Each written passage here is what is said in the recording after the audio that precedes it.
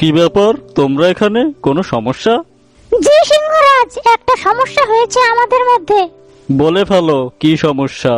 আমি আর গাধা। গাধার সঙ্গে হরিণের বন্ধুত্ব হয়েছিল। এরপর থেকে তারা দুজন একসঙ্গে ঘুরে বেড়াত, মাঠের ঘাস মজা করে খেত এবং গল্প করত। এভাবে ভারী আনন্দে কেটে যাচ্ছিল তাদের দিন। একদিন সকালে গাধা আর হরিণ একটি মাঠে ঘাস খাচ্ছিল। দেখো বন্ধু, মাঠের ঘাসগুলো কি হলুদ আর খেতে ভারী মজা। কোথায় হলুদ? ঘাস তো সব সবুজ। কচি কচি ঘাসগুলো তো সবুজই হয়।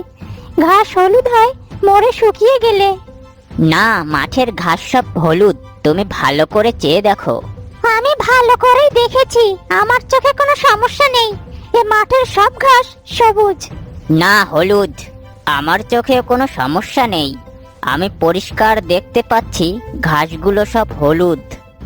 না, সবুজ। এ নিয়ে গাধা ও হরিণের মধ্যে অনেকক্ষণ তর্ক চলল।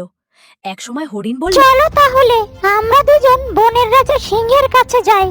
তাকে গিয়ে বলি, তিনি এসে দেখে বলুন মাঠের ঘাস হলুদ না সবুজ। হ্যাঁ, তাই চলো। গাধা আর হরিণ সিংহের কাছে গেল। সিংহের ওখানে আরও ছিল বাঘ, শিয়াল ও ভাল্লুক। হরিণ আর গাধাকে দেখে সিংহ বলল, কি ব্যাপার, তোমরা এখানে? কোনো সমস্যা? জি সিংহরাজ, একটা সমস্যা হয়েছে আমাদের মধ্যে।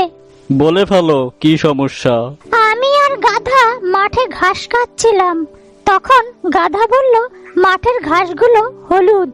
হরিণ বলল ঘাস সবুজ।